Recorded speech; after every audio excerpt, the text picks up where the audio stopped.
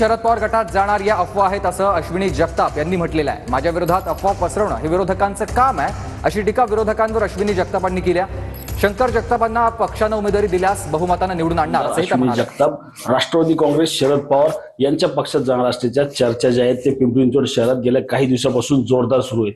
याच चर्चेसंदर्भात बोलण्यासाठी आपल्यासोबत आमदार अश्विनी जगताप आहेत। ताई, काय सांगाल, गेल्या काही दिवसापासून पाहतोय आपण की तुम्ही राष्ट्रवादी काँग्रेस शरद पवार यांच्या पक्षात जाणार असल्याच्या चर्चा जोरदार सुरू आहेत। तुम्ही भाजपचे विद्यमान आमदार आहात, काय नक्की तथ्य त्यात? खरं तर ही एक अफवा आहे आणि अफवा पसरण्याचा सगळेजण जे विरोधक आहेत ते प्रयत्न करत आहेत।